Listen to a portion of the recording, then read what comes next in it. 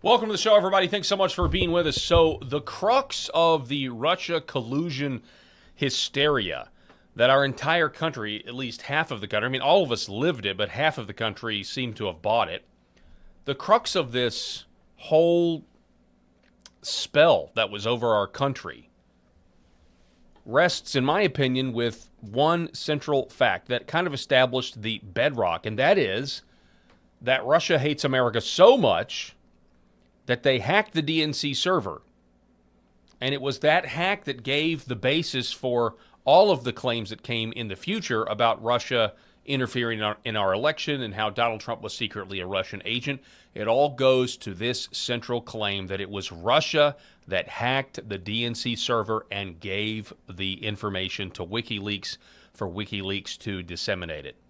That is how both Republicans and Democrats so easily got on board Russia putting Trump in office, the Robert Mueller investigation, and I'm talking about the likes of John McCain, the late John McCain, and Lady Lindsey Graham, and all of the rest of them, obviously on the left. But what if that's not the case? One of the topics that we are not supposed to discuss is the murder of Seth Rich. The murder of Seth Rich took place 2 weeks before the WikiLeaks decided, with Julian Assange, started disseminating the DNC emails that, put Hillary's dirty laundry out in the open. This is, of course, after a lot of people in the Democrat Party were very upset that Bernie Sanders did not get a fair shake, that the DNC rigged the system for Hillary to Bernie Sanders' disadvantage. People who ask questions immediately in the aftermath and were able to look at this thing and say, hey, there's something going on here. You have the murder of Seth Rich, where I understand they didn't even take his wallet. We're told it was a burglary or a robbery that was gone wrong. And then we get this trove of information. Some people put two and two together and said, hey, maybe Seth Rich had something to do with the WikiLeaks and the DNC emails. And the people that brought that up, I'm thinking specifically of Sean Hannity, actually at one point tried to bring light to that and was told to shut up. Seth Rich's family told everybody to shut up. There were legal threats made, and anybody who was seriously questioning whether Seth Rich's murder was just a robbery gone wrong or was it something worse, was he the actual source of the DNC leak? Because if that were the case, it changes everything. Obviously, it changes the fact that the DNC would then be the most likely people that would want to have Seth Rich murdered. Certainly creates a new motive there that didn't exist before, but we all know it's always been out there. And then again, it totally shatters this entire bogus 1980s fear of Russia that's been resurrected, Red Dawn, Rocky IV, that we've been subjected to, for the last 10 years. Okay. That's what we're going to talk about because there are now new revelations. The FBI is saying, according to one reporter and attorney, a government attorney is now saying the FBI has Seth Rich documents. These are documents that were allegedly found in a burn bag inside the Hoover building. Yes, the same room, the same burn bag where they have found a whole bunch of other stuff that we're told are just nothing but conspiracy theories. We're going to talk about it today on the show. The Paul Harrell program starts right now.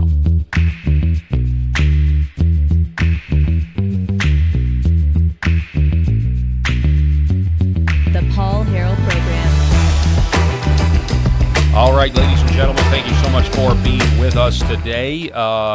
Broadcasting live from the state of Arkansas, I am joined in seat number 3 by my good friend Eric Haynes. Eric, how you doing, sir? Great to be part of the conversation today, Paul. Absolutely. It's always great to have you. Rob Spencer is delayed unexpectedly today, so he will not be joining us, but we wish him the best, and hopefully we'll see him tomorrow. Before we go any further in today's broadcast, though, I do have a point of personal privilege that I would like to take because I know this audience, specifically this audience that we are blessed to be able to broadcast to every day on LFA TV. But not just the LFA TV audience. I know we're also on cable out of North Central Arkansas, so we want to thank Hometown TV. Those of you watching on the Paul Harrell program YouTube, wherever you're watching, if you're watching over on X American News, we really appreciate everybody out there who's listening to the show. And we hope you would like, share, subscribe, do all the things. But point of personal privilege today, right now, as a matter of fact, my father is scheduled to have back surgery. As a matter of fact, it may have already started, scheduled to take place at 3 o'clock Central today, and I'm going to go be with him after this back surgery happens when I get off air here. So if you could, right now, I would really appreciate it. If it comes to mind, say a quick prayer for my dad, that the doctors would not mess anything up and that he would recover and that he would be strong physically. His back would be better. He would be strong physically and mentally throughout the recovery process. If you could do that for me, I would really appreciate it. Thank you so much. Just say a prayer for my dad. Okay, so Seth Rich. Now, this originated because there is an attorney slash independent journalist who goes by the name of Ty Clevenger. And Ty Clevenger has said that an attorney for the government told me that I would soon be getting confirmation that several pages of documents related, let me go ahead and throw this up on the screen so you can see it, that several hundred pages of documents related to Seth Rich were found in a previously hidden room at FBI headquarters. You may recall that on July 30th, Fox News Digital reported that newly installed FBI Director Kash Patel and his leadership team had located an unmapped / sealed area within the J. Edgar Hoover's building, a SCIF. Last year's Fox report described burn bags that contained thousands of pages of classified files intended for destruction, and those files were linked back to the 2016 Crossfire Hurricane investigation. Now it appears the Seth Rich records were among the files designated for destruction. Mind you, I don't have anything in hand yet. I don't even know whether the FBI will agree to release a single page of what it found.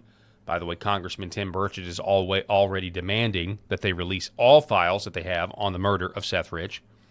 Nonetheless, any confirmation that the files were in the secret SCIF raises a lot of questions.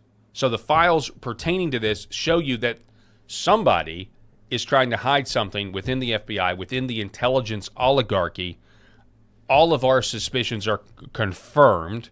The fact that there are documents in a SCIF, in a secret room, inside the Hoover building, once again means, oh, by the way, I'm sorry, I don't even have you up. It's just an empty chair like Clint Eastwood at the RNC. Eric, did you know that? I just now saw. My bad. There you are. So this once again confirms that conspiracy theorists were correct, in my opinion. Even though we may not know the extent of exactly what happened with Seth Rich specifically, if they're in a burn bag about to be destroyed along with all that other stuff, then we're right that Seth Rich's murder is not just a botched robbery gone bad where I understand they didn't even take his wallet after killing him.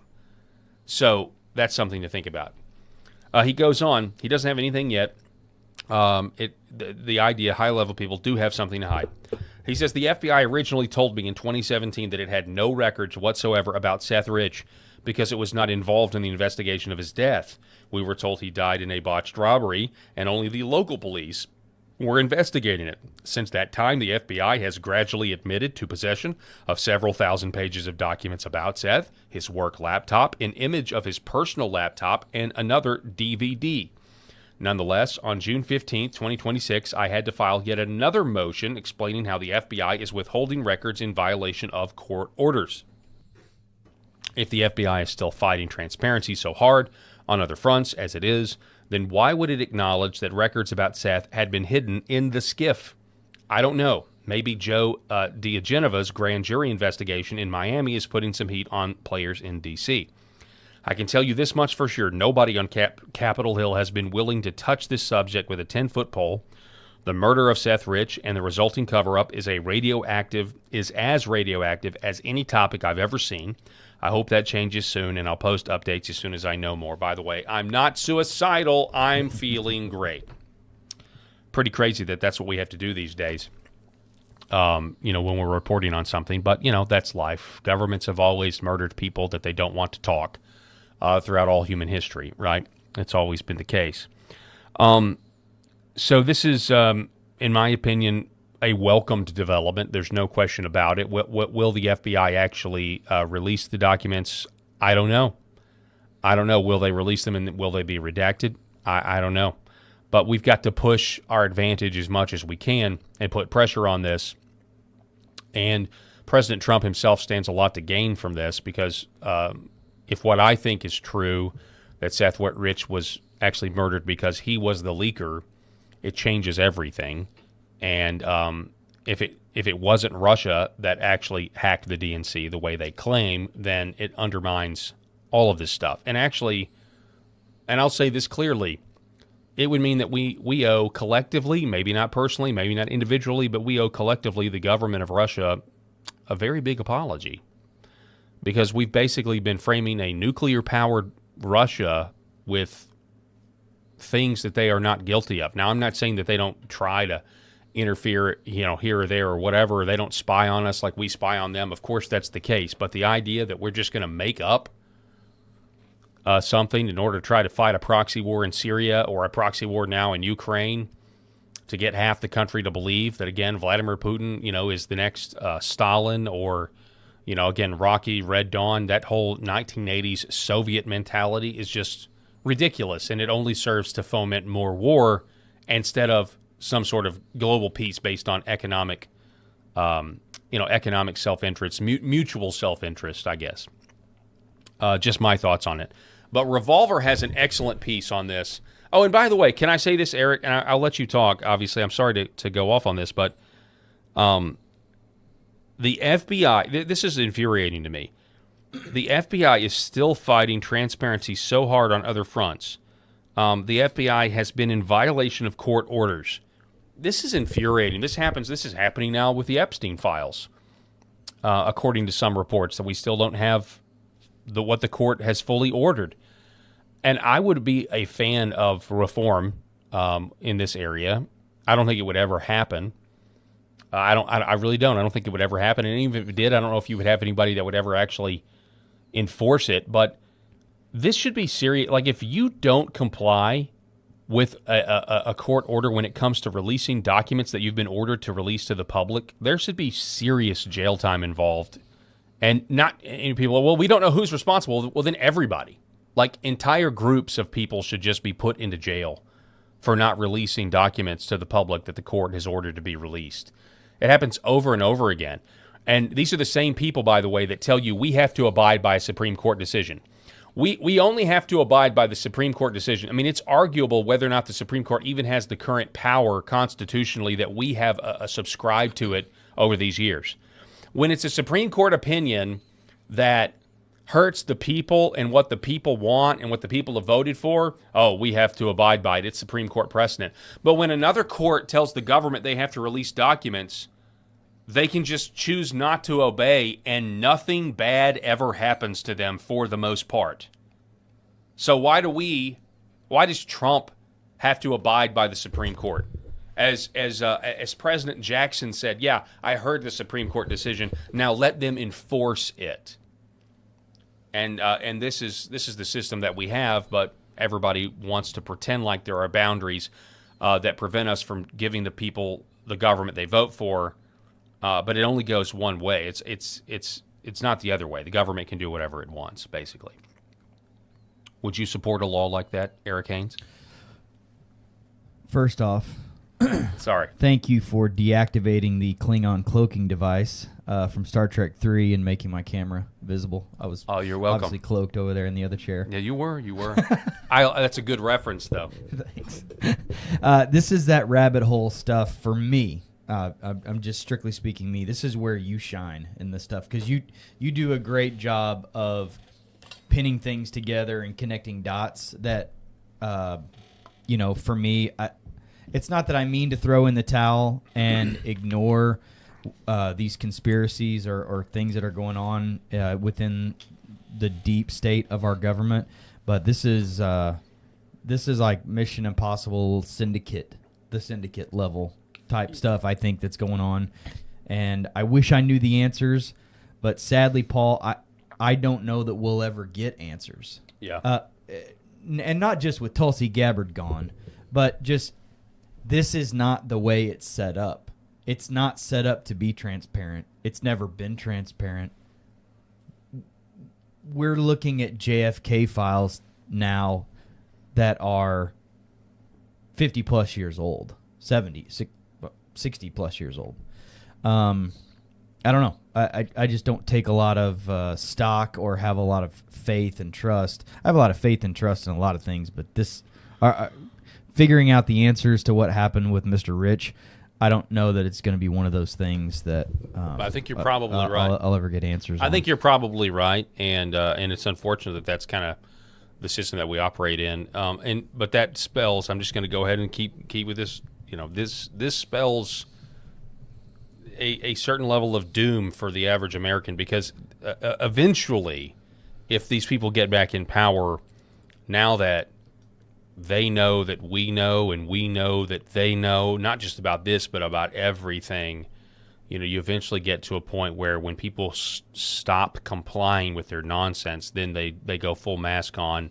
Like, now you figured out that you're a slave. Yeah. So now let's actually treat you like a slave, instead of this illusion that you're free and have choice. Yeah. This is the problem I think that we face in our lifetime, and it'll be up to it's going to be a big ball of yarn for Gen Alpha to sort out. Yeah. If we don't do what needs to be done. Well, now. The difference is here, and I referenced the JFK assassination, and not that questions weren't asked then, but we ask questions in real time based on lack of trust, frustration, and doubt of the truth, and we have information and can connect the dots and can use a lot more evidence and data to connect those dots than they ever could back then.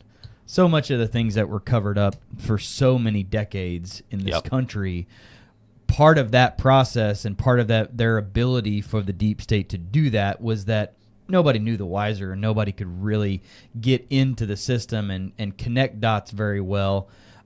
People could ask questions, but not like we ask questions today. Not like these things lay things out pretty clearly. Like, this is some funny business. This is some dirt. This is some mud. This stinks. Well, and I can't. I've got to at least go where my mind's thinking, but I'm just going to go there and go back to what we were talking about. But I mean, right now the government is submitting the evidence that they want to use to try to convict Tyler Robinson of Charlie Kirk's murder. And the evidence is being recorded, and it's slowly being released online. And it's just fascinating to me to see what's going on right now. There are those that believe that, he acted alone, the government's got their guy, and that the evidence being released in court is confirming that they have the right guy.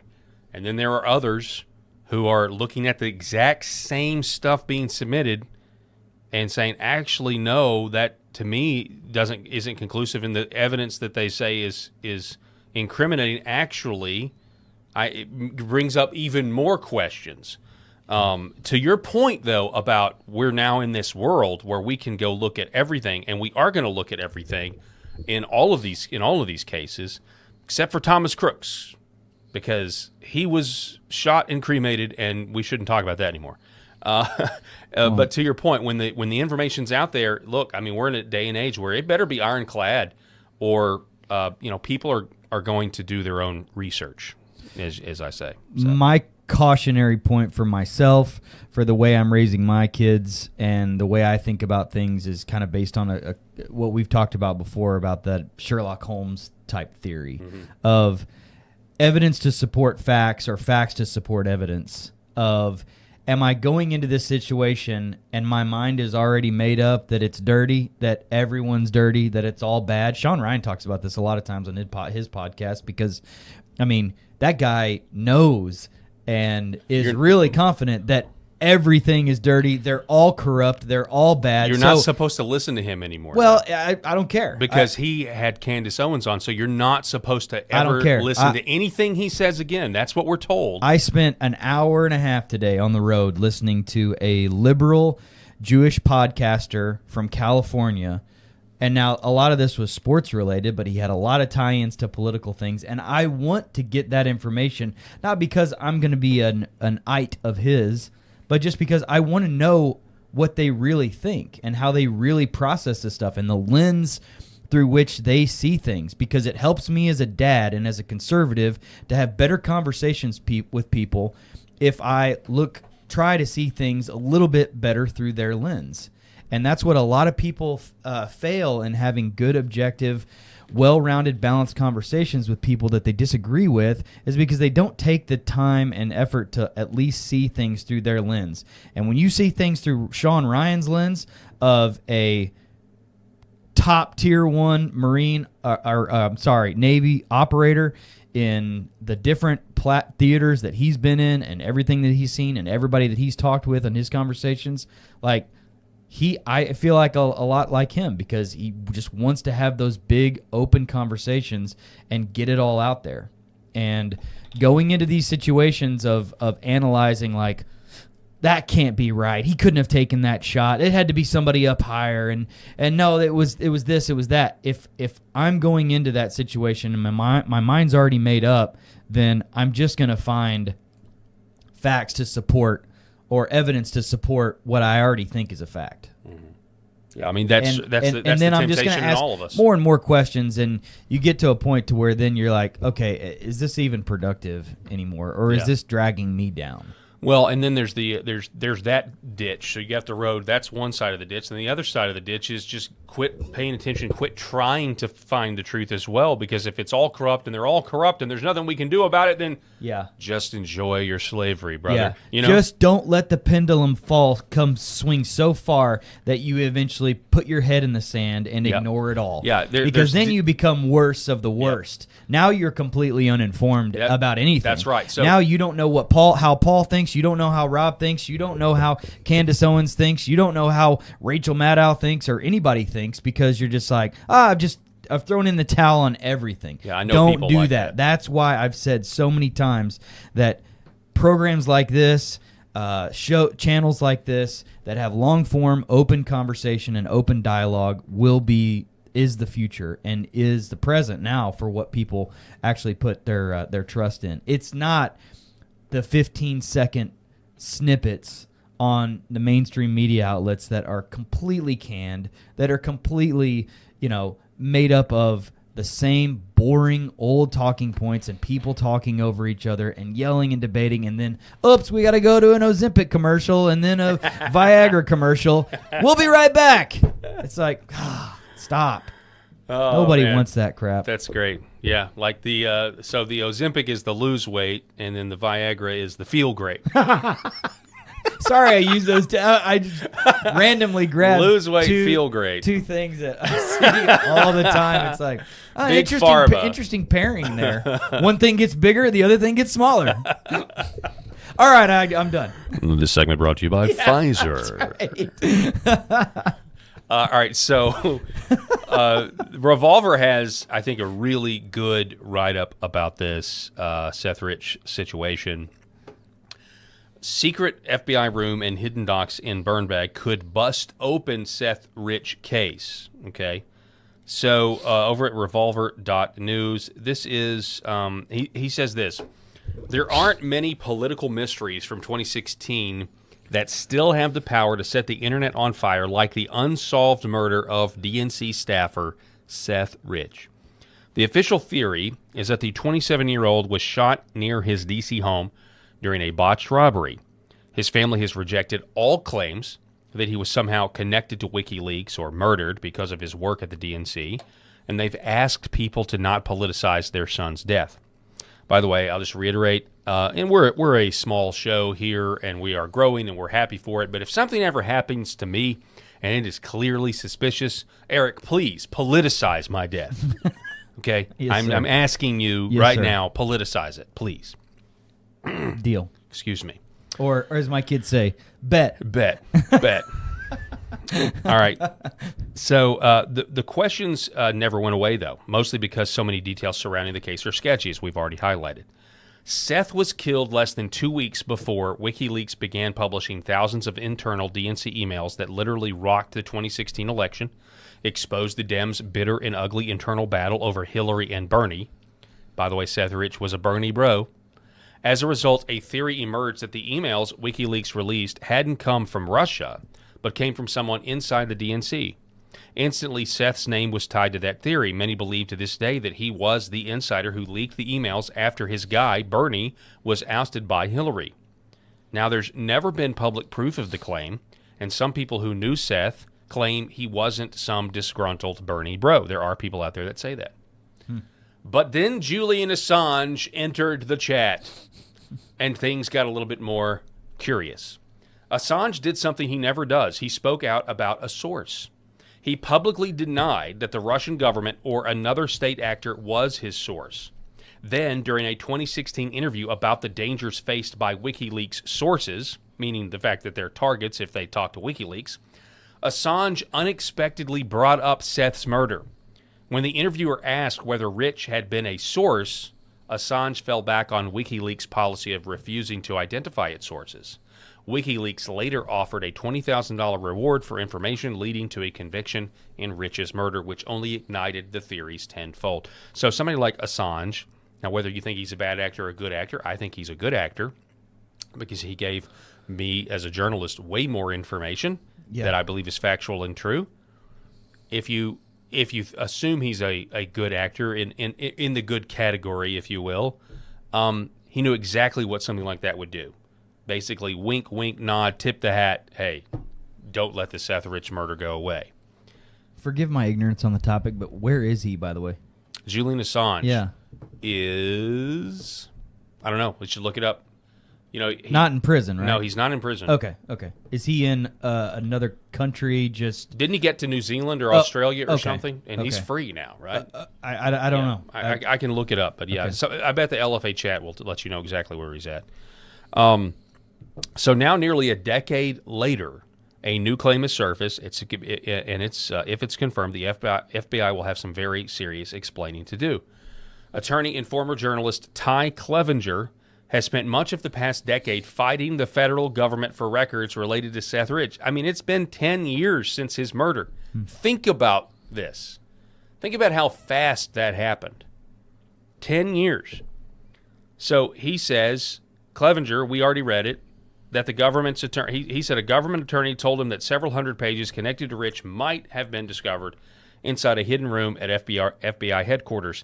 The story is pretty explosive, especially because last year Fox News reported that Kash Patel and his team had located a secret secure room inside the Hoover building. They found computer drives and thousands of pages stored in burn bags, which are used for classified material that's supposed to... Someday I want to know who did this.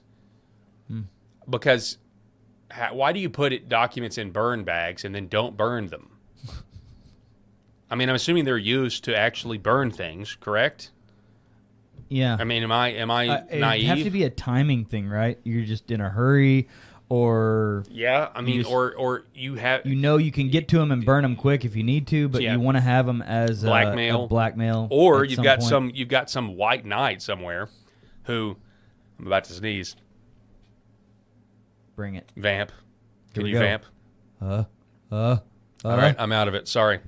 Or it's some white knight that's like, I'm going to actually save this, and no one knows about it. I don't know. It would be very interesting to figure out. Sorry.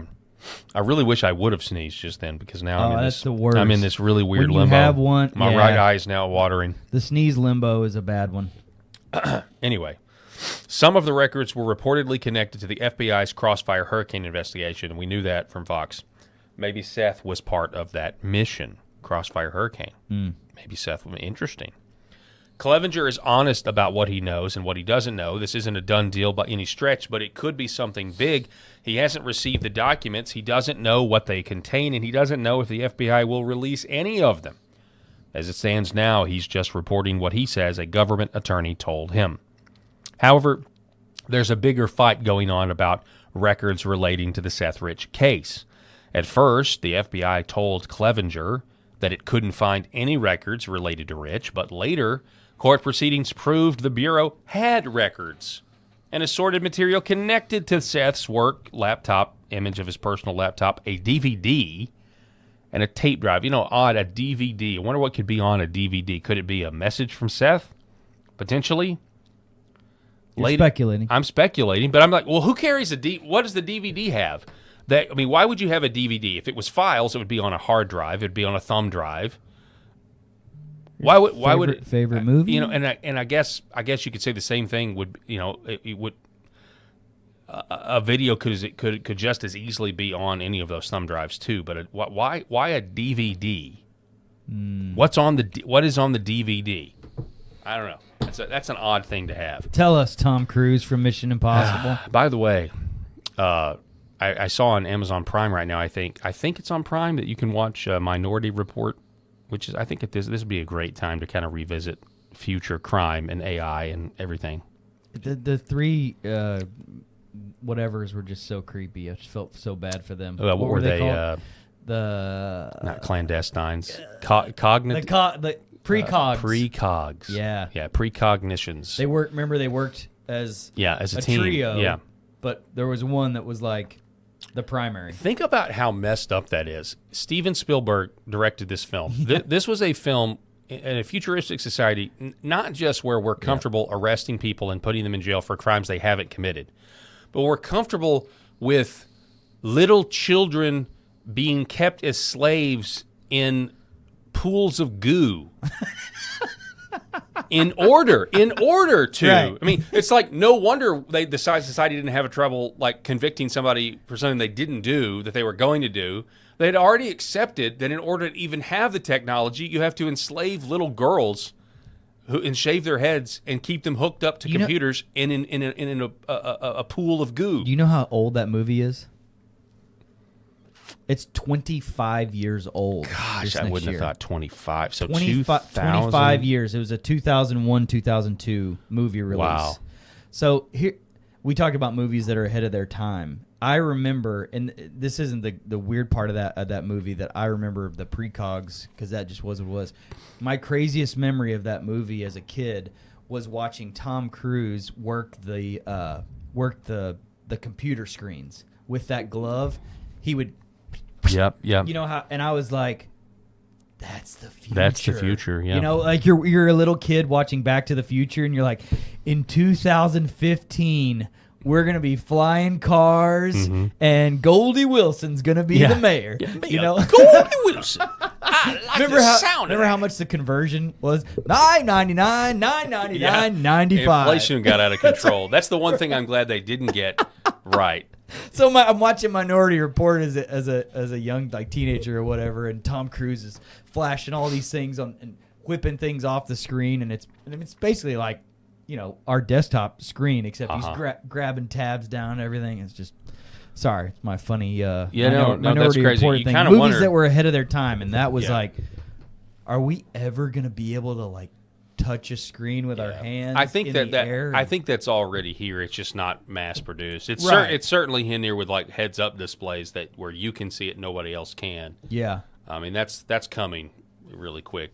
It's just probably not economic. Yeah, well, watching the drone technology from some of the pictures that they've shown before and how they control those, that's pretty high science.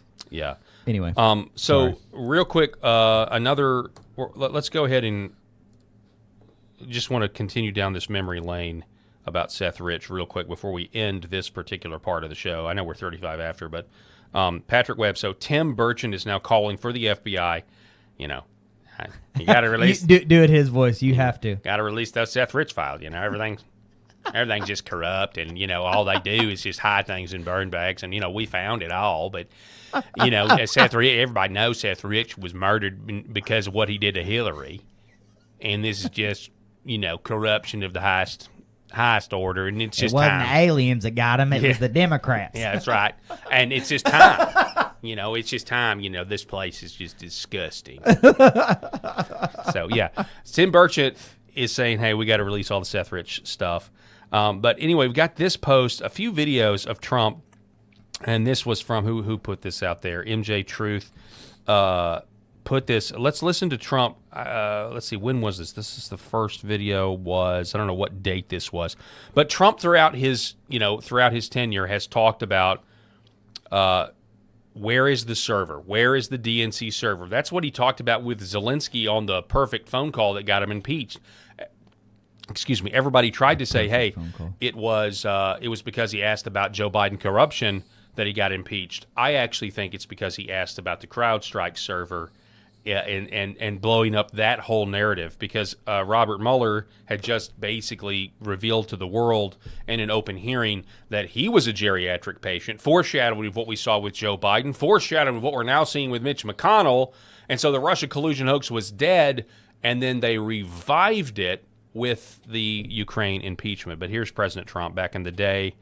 Let me pipe this in here, and we'll take a listen to it. Many people that was incensed at the corruption that took place during that election.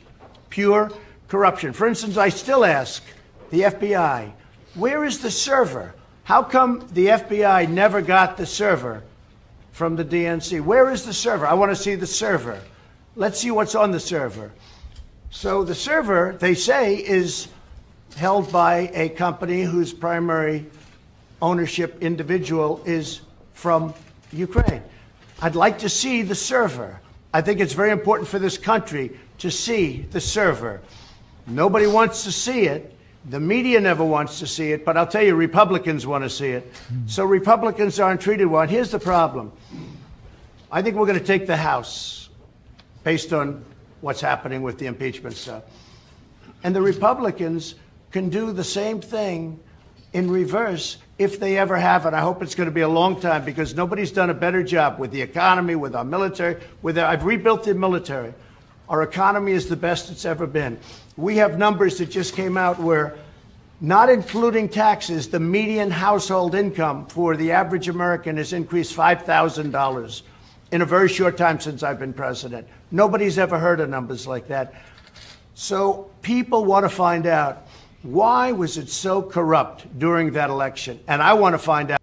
Okay, so again, that's President Trump talking about the server, right? A lot of context there. Again, if Seth Rich was actually murdered and you looked at the server and you realized this was not, if you had the server, now I'm not a computer expert, Eric, but if you had the server, theoretically you'd be able to tell if this was hacked remotely or if somebody just walked up to it and put a thumb drive in it. You could tell that, okay?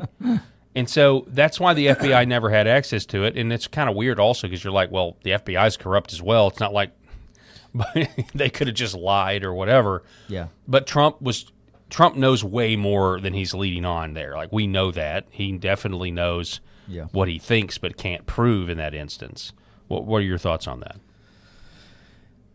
I wish he knew even more, because he'd unload if he did. Yeah. I wish he didn't have to ask questions. I wish he could just get in there and get it figured out. These are people that he appointed. Wouldn't it be great to just arrest people? How about that? Wouldn't that be great? Yeah. Hey, tell me the truth, or you're going to jail. Not only wouldn't it be great, Paul, but wouldn't that be weird? Yeah. If people actually were held accountable, and imagine that. If people actually that did wrong actually went out in handcuffs and were taken out of the buildings that they occupy and that they cocoon themselves in and get paid big salaries to be in every day at our expense. Millions of dollars, Hillary. So here's another clip of him on Fox News in his first term talking about the server. Millions of dollars. Hillary Clinton paid for it, and the Democrats. A lot of it had to do, they say, with Ukraine. But Mr. President, it's very interesting. It's very interesting. They have the server, right, from the DNC, Democratic National Committee. Who has the server? Now, the FBI went in and they told him, "Get out of here. You're not getting. We're not giving it to you." They gave the server to CrowdStrike, or whatever it's called, which is a company owned by a very wealthy Ukrainian. And I still want to see that server. You know, the FBI has never gotten that server. That's a big part of this whole thing. Why did they give it to a Ukrainian company? Are you sure they did that? Are you sure they gave it to Ukraine? Well, that's what the word is, and that's what I asked. I mean, first of all, yeah, Peter, or Steve Doocy. Poor Doocy. Yeah, he was like, "Are you sure?" His question was dumber than kill me. In my intelligence briefing that I got as a Fox News couch host, they didn't tell me anything about that. Are you sure? Nothing was whispered into my earpiece sitting here by the Fox and Friends producer on our lovely couch. Like, what do we tell Ducey? This What do we is tell the Ducey? stupid stuff. Somebody's in his ear like, ask him if he's sure. Are you sure they did that? What a joke. I mean, listen, you couldn't trust Fox News back then. Largely, you can't trust Fox News now for this very reason, because anything that goes against these mouthpieces from the different aspects of the intel oligarchy, they don't know what to do. They don't know how to tamp down the narrative. And that was from Trump 1.0, which was a wild card when it came to stuff like that. Well, you look at Ducey's face right now, and it's like, that pretty much sums it up. Yeah. And now back to our sponsors at Ozempic and Pfizer. Yeah, exactly. Yeah. Who we got to go to a break, folks. We got a hard reset. And now back to our sponsor, CrowdStrike. Providing you cloud service, providing you VPN service where the government can't see anything that you do. Voldemort Zelensky will be speaking in our upcoming roundtable discussion. Yeah. We'd like more guns from you. That's actually really good. We need more missiles. And that is kind of crazy when you think about it. You bringing up like the modern day. Look where we've been in 10 years. Trump calls Zelensky, has a phone call, gets impeached. Now Zelensky is still sitting high on the hog. He's a dictator. You kind of wonder, like, that's where the uniparty money laundering depot really is Ukraine. And Trump was sniffing around it, and he got impeached for it, and he was asking about this DNC server that's in Ukraine. Why did that happen? Why did the DNC, why are they so cozy with Ukraine? Well, because they're corrupt. The Democrats are corrupt. The uniparty's corrupt. Let's question the president live on air as if he's potentially spilling lies, but then put the Ukrainian flag on our Facebook profile, and we'll feel better about ourselves. All right, this clip has... We need to send more bullets to Putin. Yeah, really. I mean, you fast forward 4 years from this date, you had everybody on Fox News were putting Ukrainian flags in their bios, and we got to fight Russia. When Ukraine appears to be the bigger enemy here. Not that Russia's benign, but you get the point. We're not being told. They're both bullies just fighting each other. Exactly. They're bullies fighting each other. 12 seconds left on this. Actually, in my phone call, if you know. Right. I mean, I asked it very point blank because we're looking for corruption. There's tremendous corruption. We're looking for, why should we be giving hundreds of millions of dollars to countries when there's this kind of corruption? Millions of dollars. Hillary Clinton. Little did Donald Trump know. Little did Donald Trump know. Little did Donald Trump know. Wow. How much more money we were going to end up giving Ukraine after Joe Biden was appointed president of the United States. Hundreds of millions? Do you mean billions and billions? Yeah. Billions and billions. All right, now, here. I want you to hear this. This is the late John McCain. I want you to understand how central the Seth Rich murder is. How I guess what I should say, how central the DNC hack is to the foundations laid in the American psyche about Russia. Okay, listen to this. We will be working for much tougher sanctions against Russia. They attacked the United States of America. The hacking was an attack, and we should be treated as such. And we think their financial institutions and other aspects of the Russian economy should be addressed. And we will strongly urge our colleagues to enact more meaningful and stronger sanctions against Russia because of their attack on the United States of America. We're going to go back and tell our colleagues what Russia's up to in the Baltics, what they're doing in the Ukraine. We're going to get briefed about Georgia. We hope to make 2017 a year of offense. We believe that Putin has hacked into our elections in America, that he's trying to undermine democracy all over the world, and it's time for new sanctions to hit him hard as an individual, his energy sector, his banking sector. It is time to push back against Putin, but be a better friend to our allies over here. Nice hair, Lindsey Graham. McCain specifically referenced that we were attacked in the hack. He's talking about DNC. Lindsey specifically references they hacked our election. Mm-hmm. By the way, President Trump endorsed him in South Carolina. I mean, At some point, you can't care more than President Trump cares when it comes to stuff like this. I just have to reiterate that. Like, still so disappointed that, people like Lindsey Graham find a way to survive and get the endorsements from people that they actually hate and have worked to undermine, and are basically slaves to the intel oligarchy that framed President Trump for treason, has been weaponized against the entire country.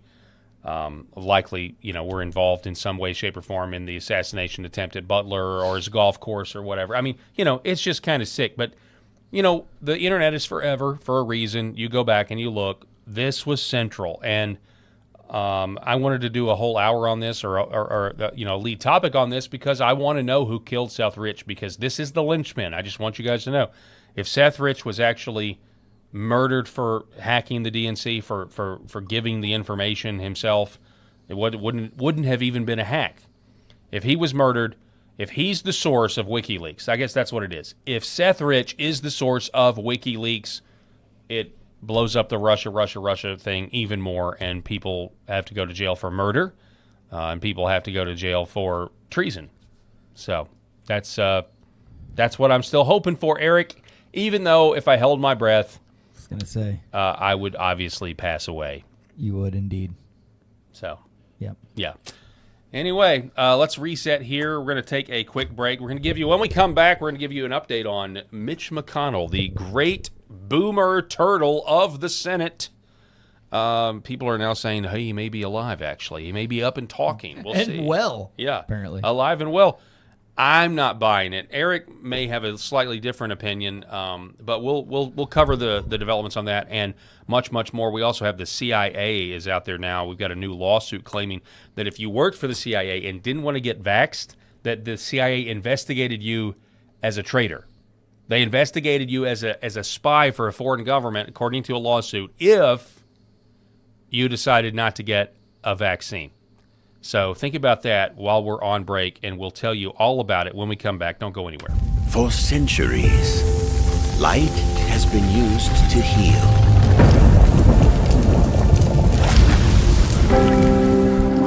Awaken the body with Red 5.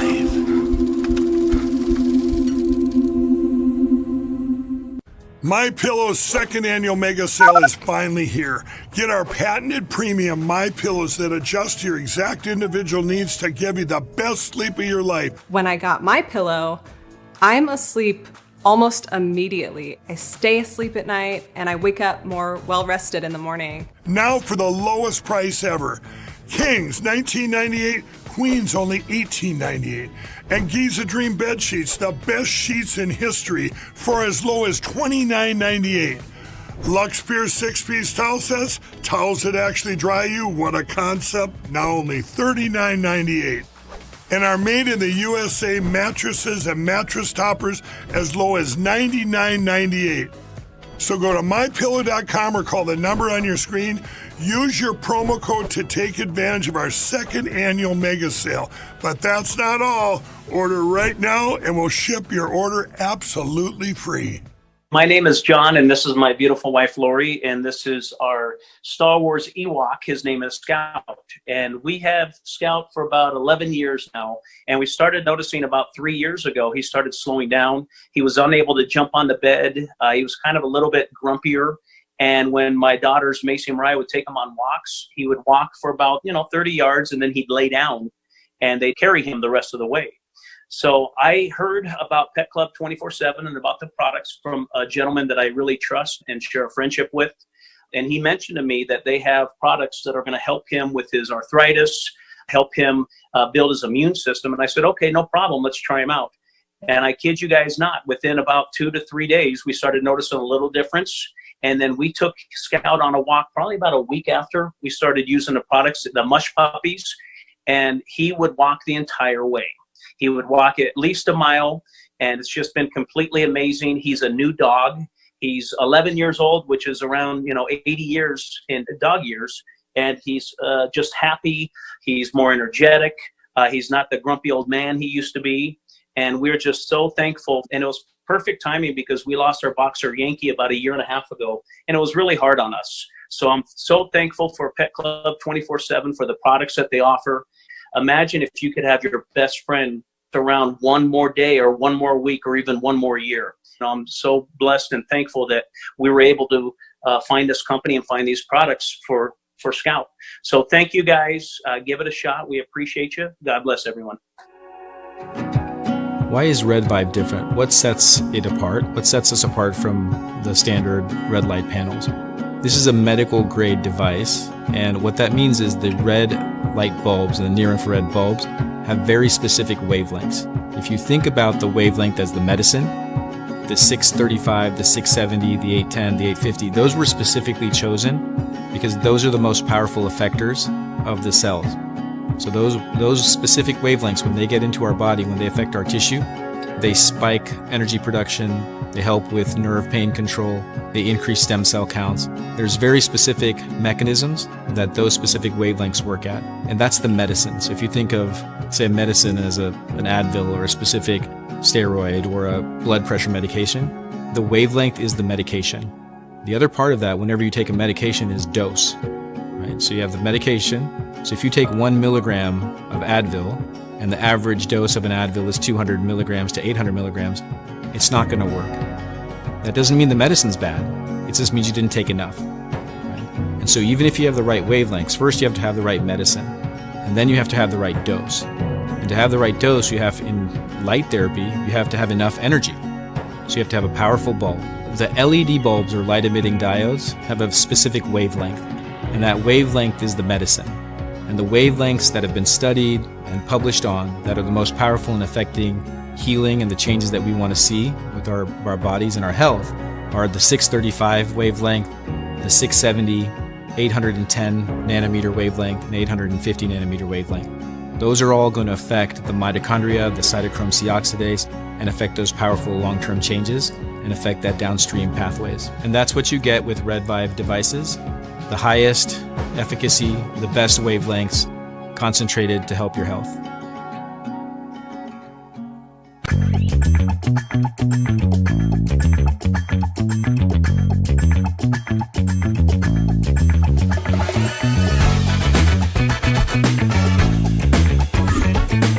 The Paul Harrell Program.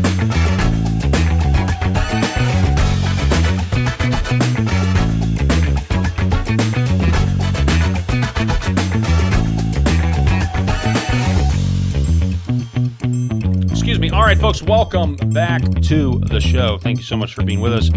Broadcasting live from Arkansas. I just got an update on my dad. At the top of the show, I asked you to give him if he comes to mind, please pray for him. He's having surgery on his back today. Surgery was supposed to start at 3 o'clock about 54 minutes ago.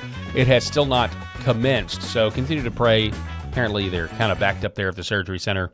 But yeah, just say a prayer for my dad, please, if it comes to mind, that that'll be okay, and that he'll recover well from this back surgery. I'm seeing in here, people are saying that Elaine Chao, Mitch McConnell's wife, is a communist spy, is a Chinese Communist Party spy. That's something that I alleged yesterday. That was kind of my opinion. But let's get a little bit of an update, shall we, about Mitch McConnell, the great turtle of the Senate. By the way, Eric had to step out just for a second. He should be back here in just a moment. The great turtle of the Senate, Desiree Townsend. Remember this gem from back on May 13th of 2026? It's starting to make sense now. The bigger question is, who was behind the staffer, Elaine Chao? Trump calls for staffer who corrected Mitch McConnell during Senate hearing to be fired. This is kind of the last time President Trump, I think, has said anything about it. I'm going to ask Senator Murkowski to wrap up. Thank you all for being here. Baldwin, Shaheen, and Kennedy. Baldwin, Shaheen, and Kennedy still have questions. Wrap up after. Hold here. Yeah. Obviously, there's not a whole lot of time for a second round, so we'll get through everybody, and Senator Murkowski, I appreciate your taking over. So President Trump responded to that, and this was pretty recent. The guy that came up to Mitch McConnell today when McConnell thought the hearing was over and started speaking in his ear for Mitch to belatedly introduce some other people, all Democrats, and by doing so made Mitch look foolish and completely out of it. Should be immediately fired. This was a case where Mitch wasn't confused. He just didn't understand why he was being asked to do something when it was too late and people were wrapping up to leave. They wanted to go home. His name is Robert Karam. He is a never-Trumper and was grandstanding, trying to show how important he was. Karam has tremendous Democrat support. Some people are starting to say, well, is Elaine Chao, is you got to wonder, this guy obviously would be in contact or at least knows who Elaine Chao is. Something to think about. Here's another video from Desiree Townsend showing McConnell's staff giving him directions, this time on the Senate floor. Hard power. We're in a quorum call. I suggest that the quorum call be suspended. Without objection. Hard power is the cornerstone of U.S. national security. I've never liked calling too much attention to today's date, February 20th. But I figured my birthday would be as good a day as any to share with our colleagues a decision I made last year. During my time in the Senate, I've only really answered to two constituencies, the Republican Conference and the people of Kentucky. I will not seek this honor an eighth time. My current term in the Senate will be my last.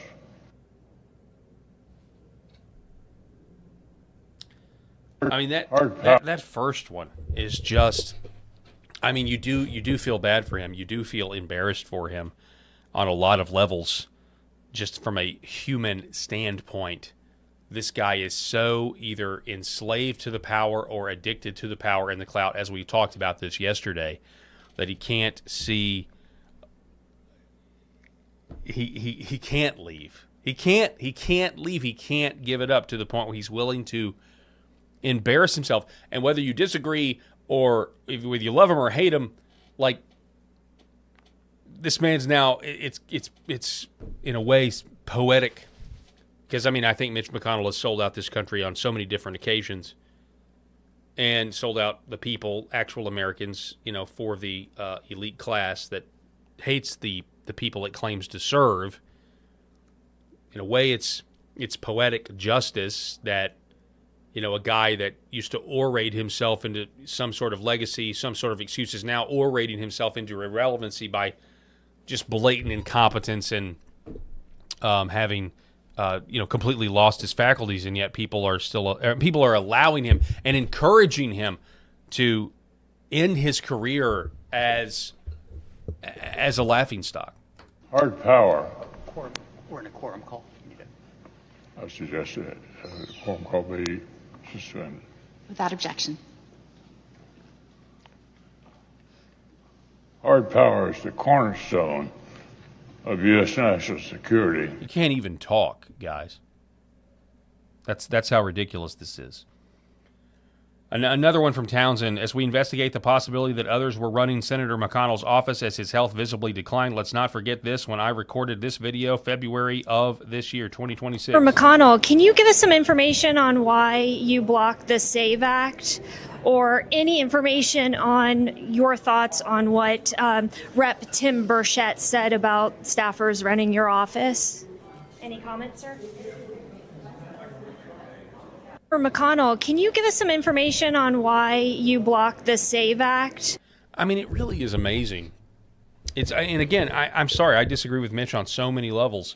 And, people would say, well, he didn't get those Supreme Court justices through during Trump's 1.0. Yeah, he did. I mean, you can definitely say, hey, Roe versus Wade would still be the law of the land. In the grand scheme of things, though, there are now more abortions than there were before Roe because of the abortion pill and things like that. So,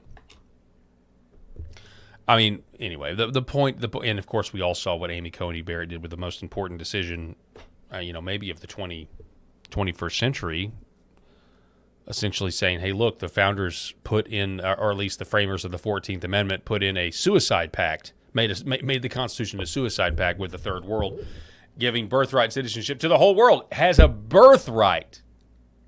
If they can get the circumstances to work out just right, they have a birthright to your birthright, is absolutely insane. But he was a big pusher of Amy Coney Barrett. There's no doubt about that. But anyway, so, we hear these reports yesterday. We did a show on it yesterday that, McConnell is essentially brain dead. He's not coming back. The cover-up was essentially building the idea that, hey, this is a big deal. This is a cover-up. This is what people were starting to formulate, starting to come conclusions. This is a cover-up. What are we going to do? People are starting to go back and listen to John Thune back on June the 16th, right after the cardiac arrest event, where John Thune looks to be obviously lying. Senator McConnell, we're told it was hospitalized. Have you heard any word on him? I have. I spoke to him yesterday, and he was in good spirits. I mean, he was paying very dialed in, paying attention to what's going on, and indicated that he would be back soon. I mean, you look at that and you think, man, I don't know if I believe you. I have. I spoke to him yesterday, and he was in good spirits. I mean, he was Don't make eye paying contact. Don't very make eye dialed in, contact. paying attention to what's going on, and indicated that he would be back soon. Yeah, I don't know, man. I don't know if I believe John Thune. That just doesn't seem like a truthful answer. But I'm not a psychologist. I'm not a criminal psychologist. I don't know.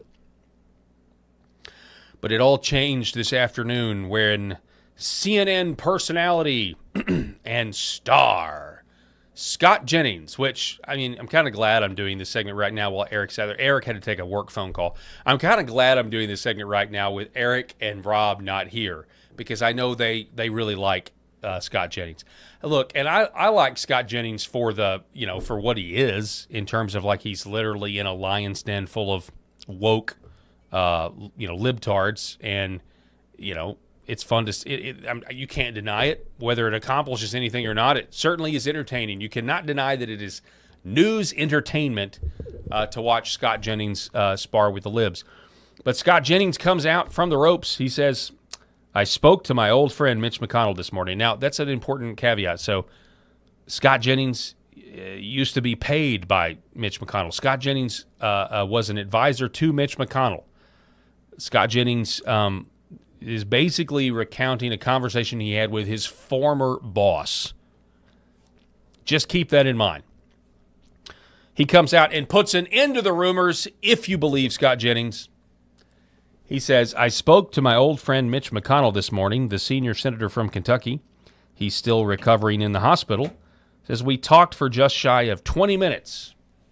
And he says, we talked about Iran, we talked about Ukraine, we talked about the unfolding situation in Maine, my visit to the Theodore Roosevelt Presidential Library, and even a little bit of Senate history. I told him we want to see him back at work as soon as possible. So this is now being used to put a complete, kibosh on the idea that Mitch McConnell is brain dead and not going anywhere. I'm sorry that Mitch McConnell is dead, basically. Like, this is now, Scott Jennings is now saying that's not true. I spoke to him this morning, and I am sorry. And Eric, I know I just reference you. I reference that you're going to disagree with me on this, but I am just telling you right now, I think there's a lot at stake here when it comes to getting a replacement. Somebody, McConnell is successfully holding up. He's one of the senators successfully holding up Trump's agenda. And the idea that you get a special election in there and we get something, maybe we get the SAVE Act. Maybe, I don't know, maybe this is about the SAVE Act between now and November. I don't know. Maybe it would be unrealistic. Maybe it would just be, maybe it would be a moot point. Maybe you wouldn't get him in there until the lame duck session after the election. I don't really know exactly, but something smells fishy. Scott Jennings says, though, Mitch McConnell's alive. So I'll admit my bias here, because this is where my personal appreciation and respect for somebody overshadows what I think is so very obvious, and that there's some big problems with Mitch McConnell's health, taking him out of the mix as far as being any value to the Senate. But I really like Scott Jennings. I've always respected him. I've read his books. I watch him just absolutely destroy Democrats on CNN. His clips are great. He's a great patriot and a good person. So it's hard for me to sit back here in my chair and be like, no, you didn't have that conversation with him. Like, what evidence do I have to say Scott Jennings is a liar right now? That's true. Like, I This have is true. to put my biases in place. Yes, I have a bias because I really like Scott Jennings and I trust him and I believe him. I also have bias in that something fishy is going on, and I think Mitch McConnell is worthless in the Senate. I don't know if he's dead or not. I have no evidence of that. You know, Yeah, you're black exactly cars, black cars lying in front or sitting on the parking lot in front of a hospital doesn't mean he's dead. No, it actually Or not. means he's alive. Yeah. I would say. I just try to be as objective about No, this no, as I and you're good. possibly You're can. good. I'm the more sensational guy here for sure. This is actually kind of funny. Mitch McConnell showing Seeing up him to vote going off against the this- rope. the SAVE Act, Or out of the Undertaker. Yeah, he's like, He's the I Undertaker. am here to vote, like a la John McCain. It's crazy. Yeah. You know, when John McCain goes in and gives the thumbs down to overturn Obamacare and the slavish individual mandate. But yeah, that's pretty good. Speaking of cars, I think Desiree Townsend did say this. She said this could just be a coincidence, but not long after the announcement that Senate Majority Leader John Thune had spoken with Mitch McConnell, the U.S. Secret Service arrived at GW Hospital. So the Capitol, I think his Capitol security cars have been there, according to Townsend, for a while. Now the Secret Service is allegedly there. That's an interesting take. Here's somebody who doesn't believe Scott Jennings and is willing to tell you about it. I don't know who Kaylee Jane Kremer is, but she says Mitch McConnell is apparently well enough to spend 20 minutes discussing global geopolitics, but somehow not well enough to record a 30-second video reassuring the people of Kentucky and the world that he's okay. Also, his office of roughly 40 staff members still can't provide a meaningful update. Nothing about why Elaine Chao traveled to China to meet with senior CCP officials just 3 days after he was hospitalized, and we're all just supposed to accept this at face value. None of this inspires confidence. If anything, this post raises more questions than it answers. Those aren't terrible points. The one about I think her point's actually wrong in that first sentence. Well enough to spend 20. I think he could put on a good face enough to have a conversation with Scott Jennings over the phone, but no person in a hospital bed in his condition, in my opinion, because I don't think he looks good. I don't think he is good, and I think his days are numbered. The last thing he wants to do is record a 30-second video of himself, and I see people in hospital beds all day, every day. Yeah. They are not at their best. No one wants to do that as a proof of life. And I'm still adding value to the Senate, still working hard here. You know how much crap that guy's probably hooked up to after the way he went down on June 14th. Right. Like, no, right. I'm sorry, Miss Kramer, you're wrong. It would be a disaster vote, but it would also, Lynn, he can't do that because he is in such bad shape. Agreed. You know what I mean? Like to your earlier point. I said for me to believe that this is okay, it's like I want a picture, I want a video, I want him holding a newspaper with the date on it, and I guess I want a notary there as well. Yeah. Somebody. The only reason to do a video like that would be in spite, and it would be an open hospital robe video in which I would turn around and say to all of the people that doubt that I'm alive, here's my rear end right there. No. That's the only way I would do a video like that. Otherwise, you wanted to see me? Yeah, right. Yeah, here they are. Now you can't look away. Oh my goodness! Sorry, I look a little bit like the penguin from behind there. Oh, that's fantastic. Let me get to some of your. Sorry, Glenn. Let me get to some of your comments here. Let me see if I can't. Oh, I wouldn't do that if I were you. The comments? Oh, really? Oh, it's great. Let's see. What do we have here? The staffers will carry on. Glenn Dean in LFA Chat says the staffers will carry on the work that Mitch cannot do. Not to worry. The effery continues. Yeah. Try to keep it a family show. He's Mom, right. What's effery?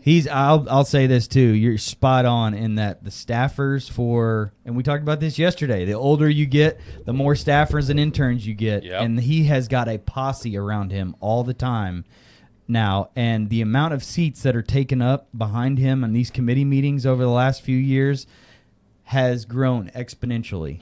Also, Glenn Dean is from They Kentucky. are working overtime. Glenn, our last commenter, says he's from Kentucky and that we don't miss Mitch. So you got Scott Jennings, who is a Kentuckian, former employee of Mitch McConnell. Yeah. Glenn Dean, just an average guy voter here on LFA, saying, like, we do not miss this guy. Does Scott Jennings really want to destroy his reputation like that if it comes out and Mitch McConnell was dead the whole time and it was just a complete and utter lie? Like, there's no AI voice that could have a 20-minute conversation with him over the phone. And yeah, that would be his only out. I was duped.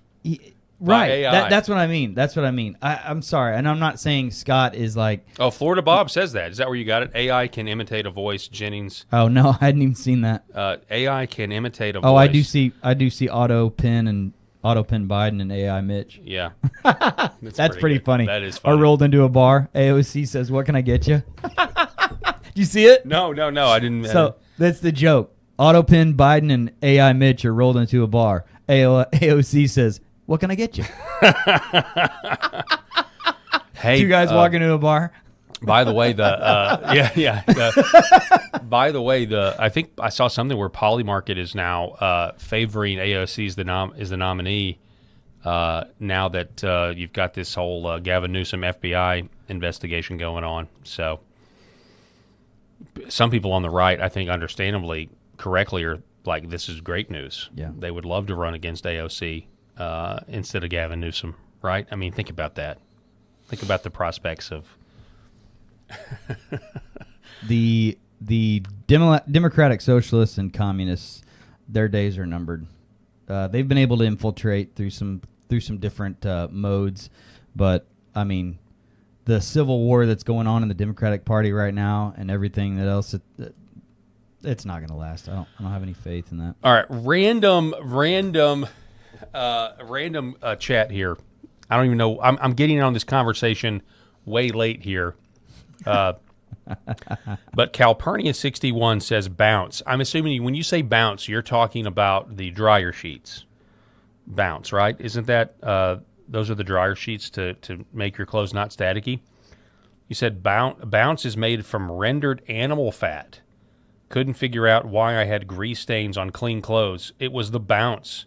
Haven't had that problem since I stopped using it. I did not know that. Rendered animal fat? Really? I had no idea. Anyway, random fact of the day from the LFA chat. I like that. That's a good piece of information. All right, let's get to the CIA and this new lawsuit that is now floating out there. We teased this before the break, that the CIA investigated officers for espionage because they didn't take the clot shot. The CIA has investigated thousands of personnel and contractors for not receiving a COVID-19 vaccine, according to a new lawsuit. In 2021, then-President Joe Biden imposed COVID-19 vaccine mandates for federal employees and contractors. Shortly after that, the CIA's chief operating officer directed the CIA's counter-espionage department to investigate all unvaccinated contractors and workers within the agency. According to the lawsuit, it was filed on the 30th of June in Virginia. Quote, any employee or contractor who refused the vaccine was treated by the agency as a threat to the United States government in order to be investigated as the same. Now, that if you're investigating them for espionage, that's what the title suggests. Espionage. That's treason, right? I mean, if you're convicted of espionage for another country, so they thought it was and you know what? You know, the left loves to accuse us, I'm sure, of throwing around treason and this charge far too liberally. Of course, we're not. Our country's full of people who are actual traitors. It's just funny that refusing to take the vaccine, a vaccine that Kamala Harris on the debate stage said she would never take Trump's vaccine. You remember that? Do you remember that? That's pretty crazy. Oh, yeah. And now all of a sudden, the CIA then says if you don't take it, you could be a spy. That's crazy. So a cross-agency group established by the Director of National Intelligence, Tulsi Gabbard, learned in 2025 from a whistleblower of the order And then they asked for confirmation from the CIA. The CIA responded by confirming the investigation of thousands of employees and contractors, according to the legal complaint. James Erdman III, one of the unvaccinated employees, this is the same James Erdman who testified in Rand Paul's committee about the Diggs Group and the CIA basically trying to sabotage Tulsi Gabbard's investigations. He formally asked the CIA to remove all material from the investigations and information in employee files that stemmed from the probes. Lawyers representing unvaccinated CIA employees said the agency never responded, leading to the lawsuit. Erdman, who worked with Gabbard's group, recently testified. The suit seeks certification of a class of employees who did not take a vaccine and were investigated.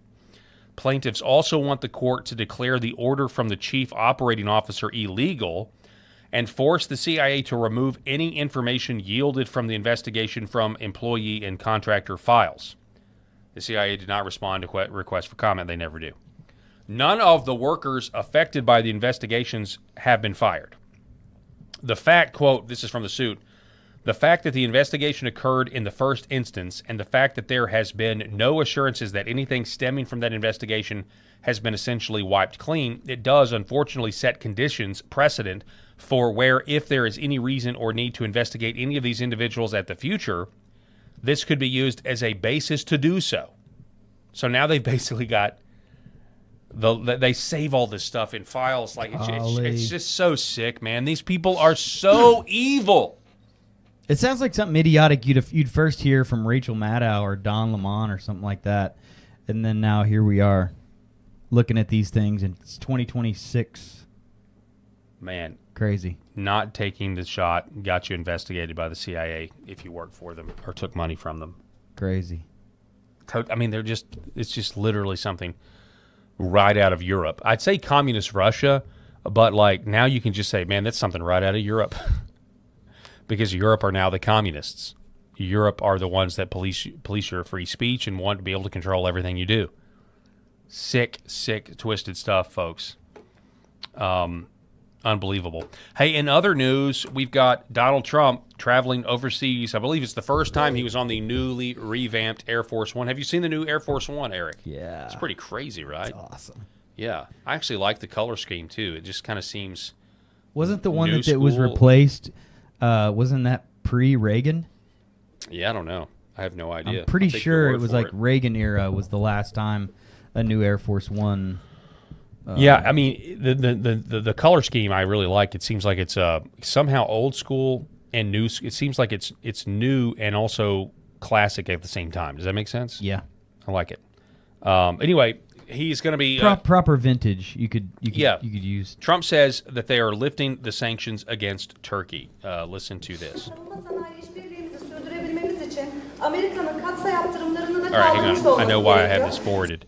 So this lady goes on in Turkish for a long time, and Trump has a translator whispering, to him what this reporter is saying, and this is we'll pick it up here. There's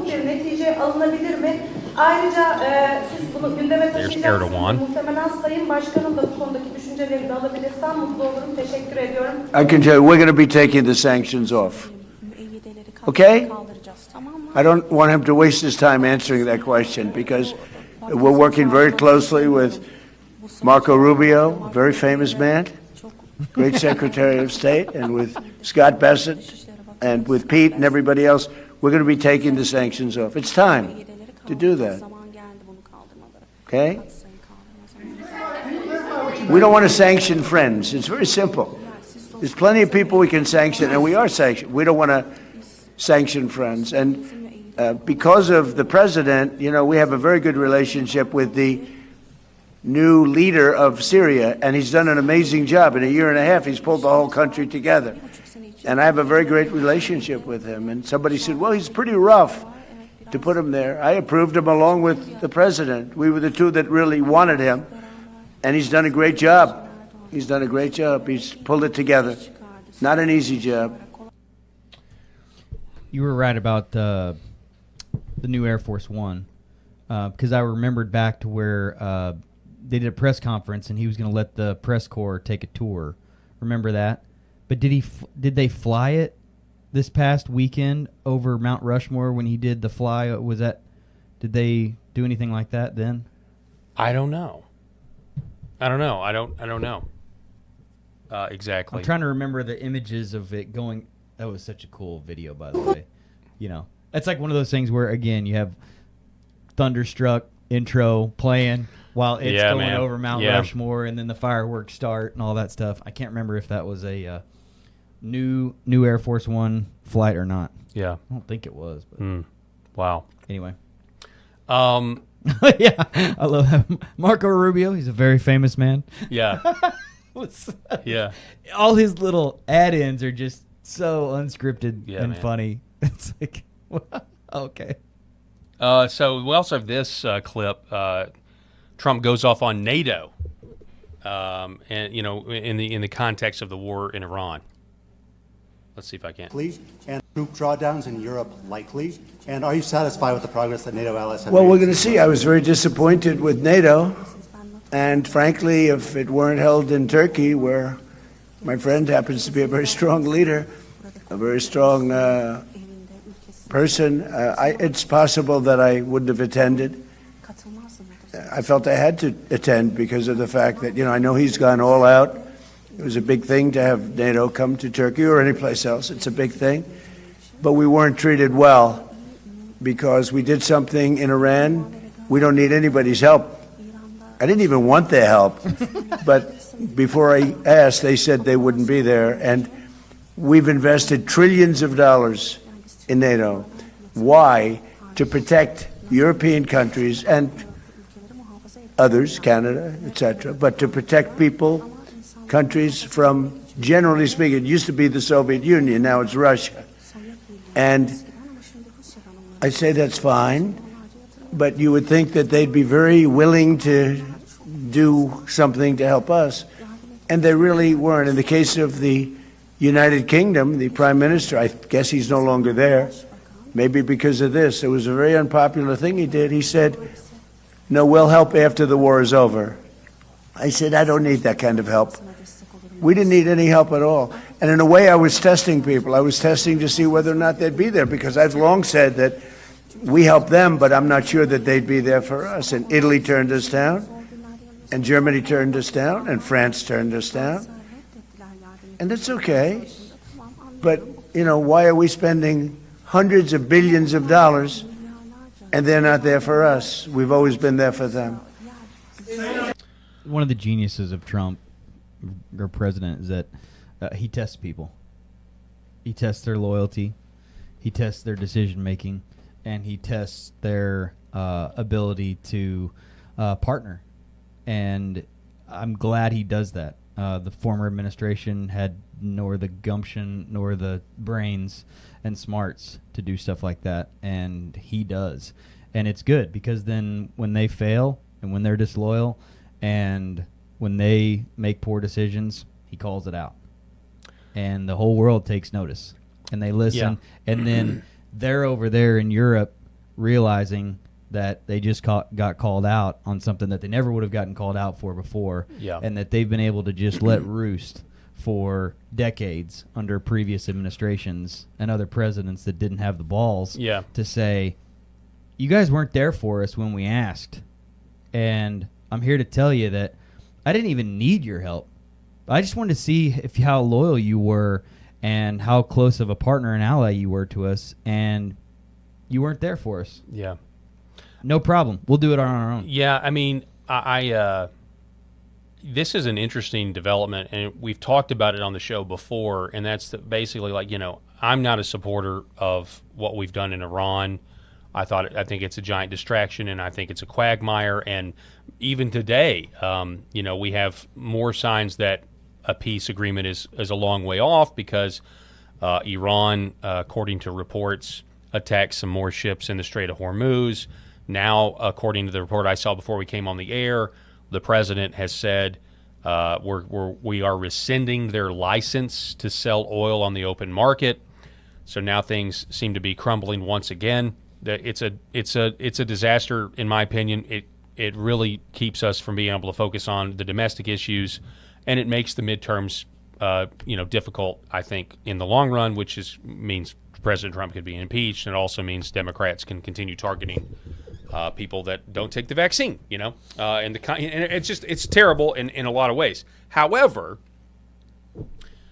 there's a lot of people who agree, who have my take that, hey, think the Iran war was a big mistake, but also don't like NATO and think that we don't need to be involved in NATO. So it's kind of a strange, a potential list of strange bedfellows where this conflict that a lot of anti-war people like myself, or anti the foreign policy of my whole life like myself, upset with that. But you could end up getting out of that something positive, which would be we end this whole NATO charade, because what was originally meant to protect Christian Europe from communist Russia, Soviet Russia, Europe has now become communist, and they look more like the Soviets that they originally wanted to defend against.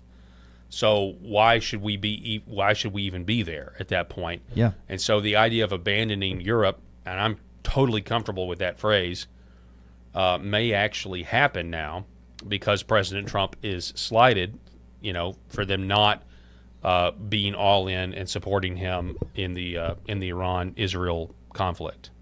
So, yeah, it feels like a very old, outdated post-Cold War era alignment of countries that never really did anything. They just, there were a lot of peacekeeping type things that they were involved in, but there just never was any meat to anything. And Trump called this out and was like, and by the way, we're the only country that's putting millions and millions of dollars of investment and dollars into this thing too. We're done. Like, we're tired of it. We're tired of throwing good money at bad when all you care about is oil and yourselves. Yeah, you don't care about all of us in the collective, and you don't care about helping us when we ask for partnership and an alignment of action. No. Yeah. You won't even let us use your base. You won't even let us pop in to your bases and refuel and re-up or whatever. You won't even let us do that because you don't want to look bad yourselves. Fine. There's that there's that aspect of it, the monetary aspect of it, and then there's the fact that they're imprisoning people. I mean, they're more anti-free speech than Russia currently is. Oh yeah, according to some too. reports. I mean, if you look at the UK and all this other stuff, they're literally not the West. They are becoming de-Westernized countries. Not to mention their immigration stance and everything else. Their leaders they're are in big trouble. So and they know it. Yeah, they know it 100%. So I don't know. That may be the silver lining out of the Iran conflict. I mean, you got videos showing, like you were showing yesterday, of some guy getting absolutely assaulted and about to be totally destroyed by a gang, and the cops come in to try to break things up, and they just let them all. Yep. Good grief. You're exactly right. Real quick, Eric, I'm going to reset here, go to break real quick, and we're going to be back here in just a minute. Don't go anywhere. When we come back, we're going to talk about The Odyssey, this new film by Christopher Nolan, and it's being ratioed because not only did they race swap and they put a bunch of non-Greeks in a Greek epic, you also now have people speaking out against Homer, the author of The Odyssey, saying, he should have wrote more parts in there for strong female characters. That's pretty incredible, but par for the course. Don't go anywhere. Back here in just a moment. My name is John, and this is my beautiful wife, Lori, and this is our Star Wars Ewok. His name is Scout, and we have Scout for about 11 years now, and we started noticing about 3 years ago he started slowing down. He was unable to jump on the bed. He was kind of a little bit grumpier. And when my daughters, Macy and Mariah, would take him on walks, he would walk for about, 30 yards, and then he'd lay down, and they'd carry him the rest of the way. So I heard about Pet Club 24/7 and about the products from a gentleman that I really trust and share a friendship with. And he mentioned to me that they have products that are going to help him with his arthritis, help him build his immune system. And I said, okay, no problem. Let's try them out. And I kid you guys not, within about 2 to 3 days, we started noticing a little difference. And then we took Scout on a walk probably about a week after we started using the products, the mush puppies, and he would walk the entire way. He would walk at least a mile, and it's just been completely amazing. He's a new dog. He's 11 years old, which is around 80 years in dog years, and he's just happy. He's more energetic. He's not the grumpy old man he used to be, and we're just so thankful. And it was perfect timing because we lost our boxer Yankee about 1.5 years ago, and it was really hard on us. So I'm so thankful for Pet Club 24/7 for the products that they offer. Imagine if you could have your best friend around one more day or one more week or even one more year. I'm so blessed and thankful that we were able to find this company and find these products for Scout. So thank you guys. Give it a shot. We appreciate you. God bless everyone.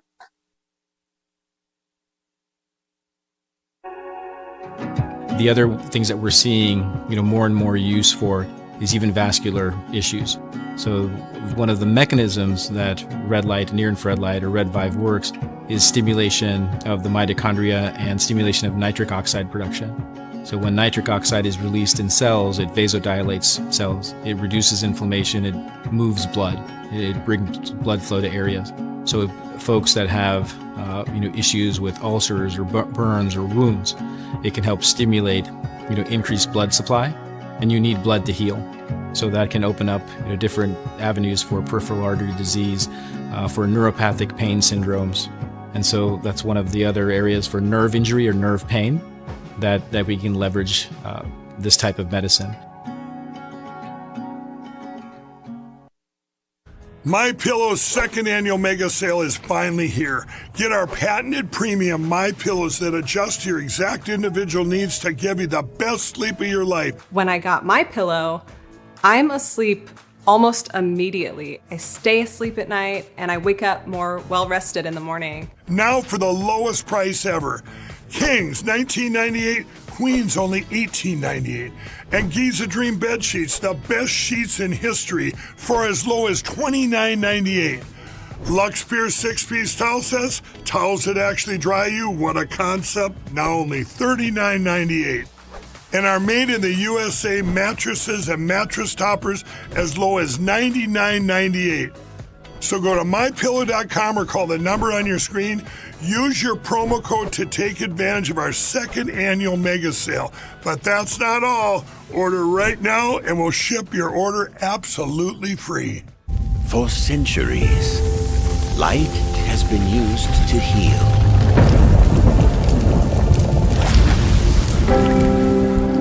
Awaken the body with Red Vive.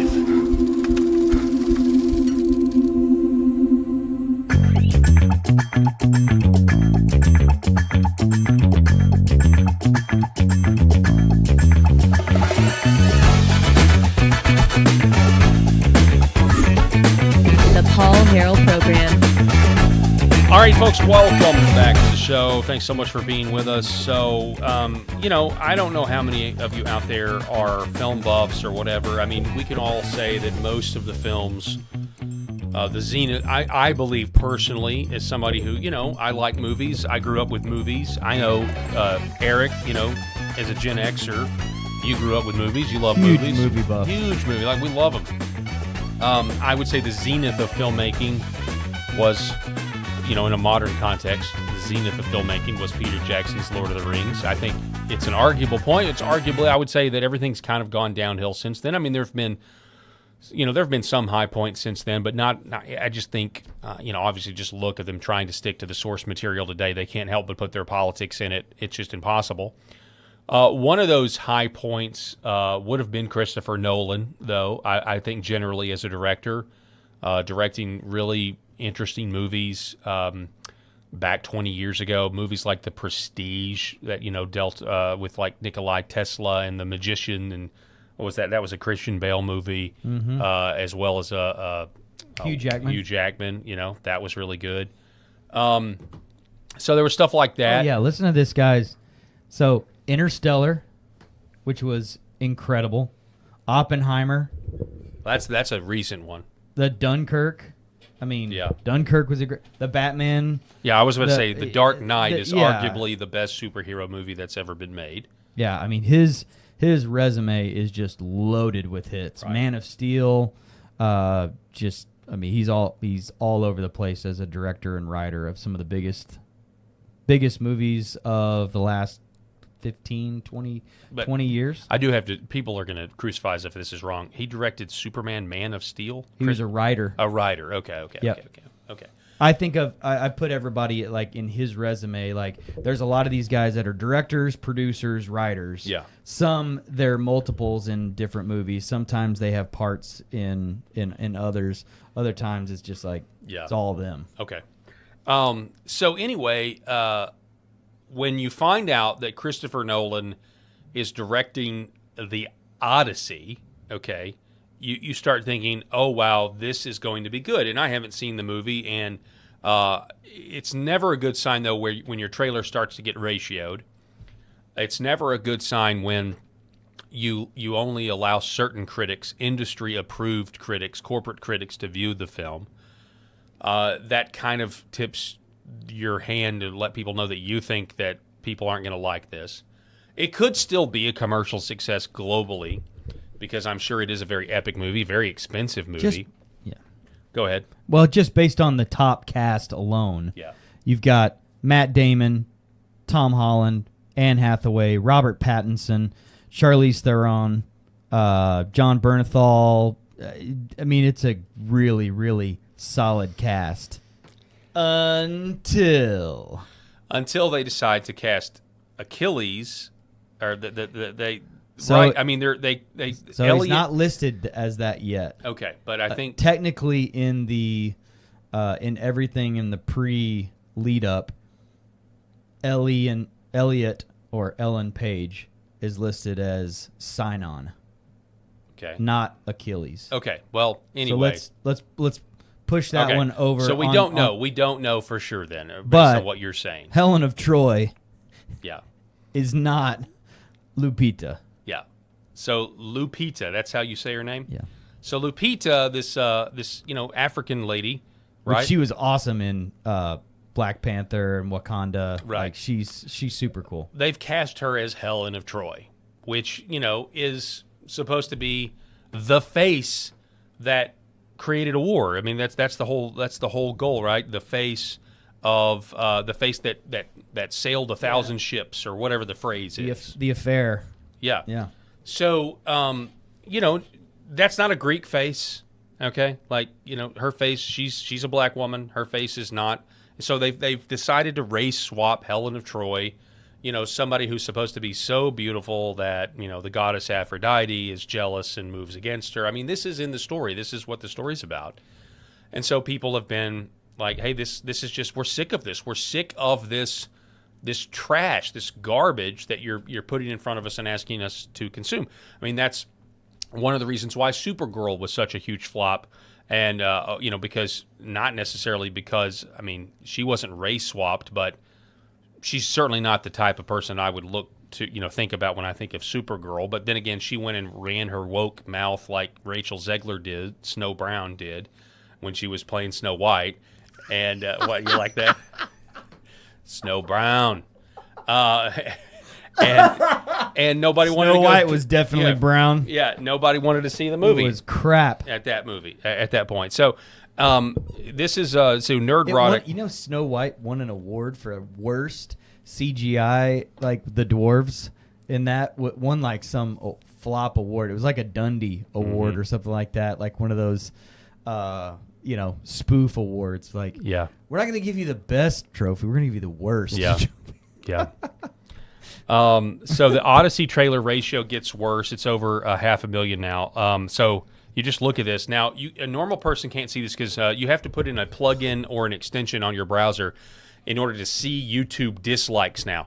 You can still see the likes, but if you click the dislike button, it doesn't keep a running tally anymore. Really? Yes, they've done this now. And I know this because somebody responded, because I asked Nerdrotic in this thread, I said, hey, I don't doubt your photo, but when I go to YouTube, I can't see the dislike number. Well, if you put a plug in, you can see it. No They've shielded it because there are way. so many corporate movies now, Hollywood movies, that are getting ratioed. And this is, I mean, look at Lord of the Rings, the Rings of Power on Amazon. It gets ratioed. So right now, as of July 6th, 537 dislikes on the latest trailer for the Odyssey, 64,000 likes. So the people are done. Hollywood knows this. It really kind of comes back to like USAID. You look at the rap songs. I covered this on Friday. You realize that for the first time since 1990, last year in October, there's no rap songs on the top 40. Yeah. And people are saying, is that because USAID money was cut? They cut USAID, and this would not be the first time that this happened. We now know that the CIA backed Jackson Pollock paintings to try to combat the Soviets. It's not the first time that that government money goes to prop up art and industry as a form of propaganda. We went through that whole musical evolution growing up as kids, where the different genres, it was like musical chairs. Rock and roll went away in the 90s. Yeah. Yeah. It was like there was a complete onslaught of negative press and energy towards one genre or another, and then another would rise up. They'd make a lot of money, and then it would just be squashed. NSYNC, the boy bands, yeah, 98 the boy Degrees, band era, yeah. Backstreet Boys. So much now to where we're watching documentaries about it Yep. that are being produced now, and it's like, oh, okay. Yeah. It's just a big ruse. Yeah. I mean, you're 100% right. Yeah. So the Odyssey, it's getting ratioed, and it's just the latest example. And, you do have to imagine they've been working on this movie for years at this point, you would think, right? It's a pretty big epic. And so when they started making the Odyssey, it's safe to say that they thought transing kids and woke LGBTQ, RSTLNE, would you like to buy Val, sex, religion, was going to just continue and be promoted, and yet the people have rejected it, and they are rejecting it. It just kind of goes to show you, though, that the propaganda is not done. They're going to, and even if they're making movies that are not that now, it's going to be a few years before you even see them. So it's to be expected that in the next, I would even say 5, maybe even 10 years, the movies you're going to see roll out are still going to be super progressive. It just depends on how much money they want to lose. But so this is the Odyssey. Christopher Nolan decides to make a movie, one of the most popular pieces of literature ever written, and he wants to put non-Greeks in a Greek epic. This is, how do you say her name again? Lupita. Lupita. All right, so this is Lupita. She gets asked a question in an interview. Again, this is the publicity that's being done by the studio. They want to get their movie out. They want people to go see it. Homer, the ancient Greek, is the writer of the Odyssey.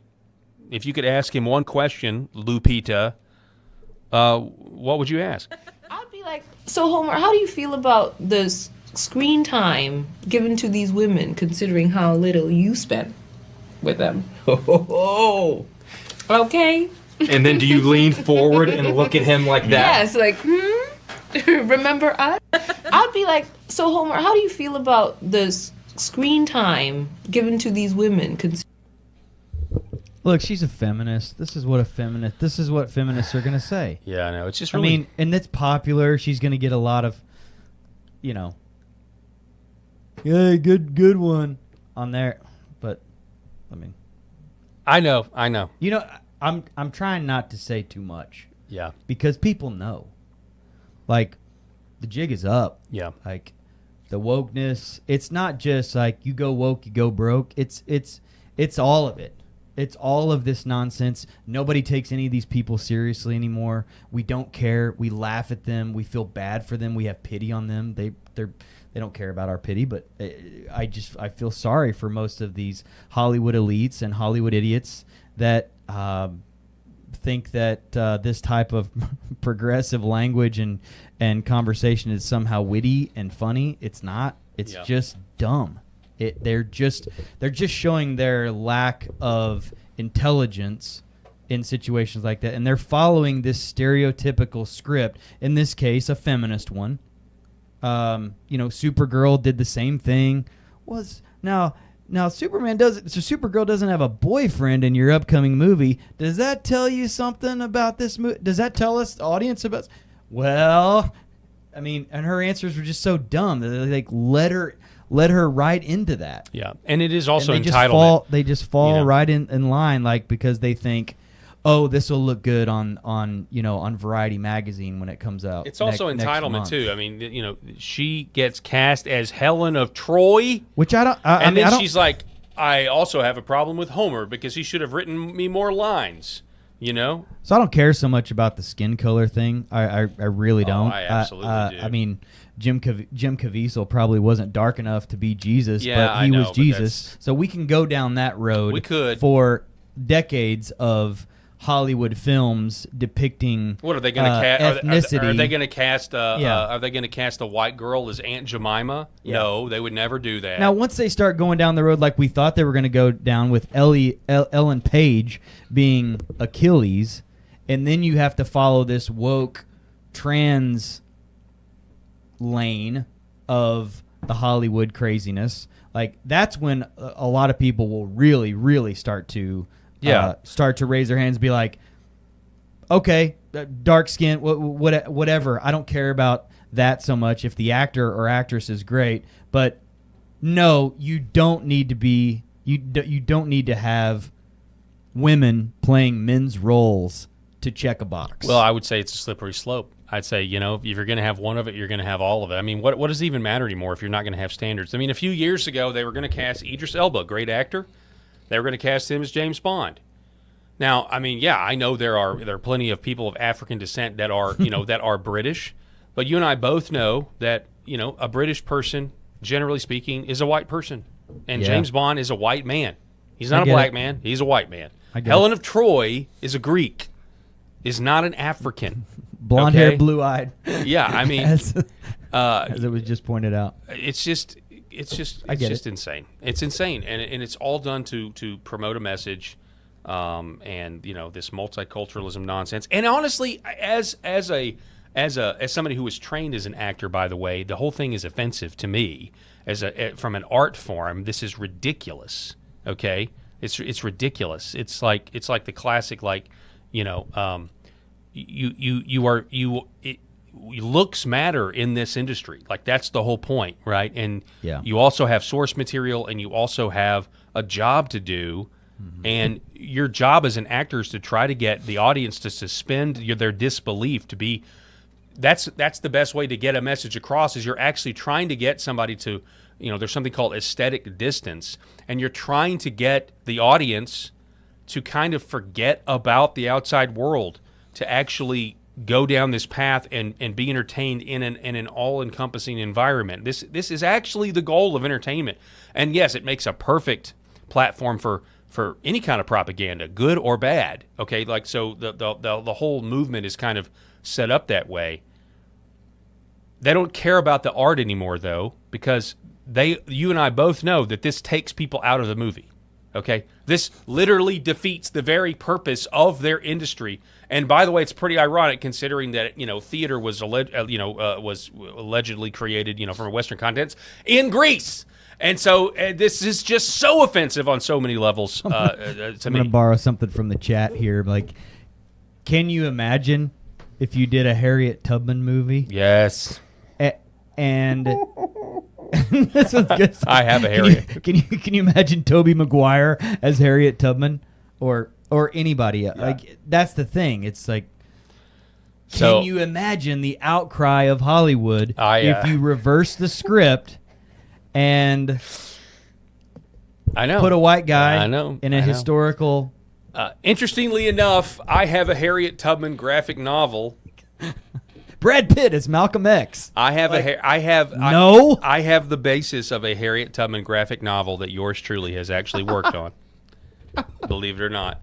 Now you say, Paul, that is the strangest piece of information that you've probably heard. You probably didn't expect that, but it is actually a satirical piece, and it is designed to be. I'm kind of between a rock and a hard place. Like, I can keep going with my Harriet Tubman graphic novel and publish it as myself, and people on the right will get a big kick out of it because it's done through a vein of how Hollywood would write a Harriet Tubman epic novel. And to say I take historical license. Oh yeah, I you remember this? I remember this.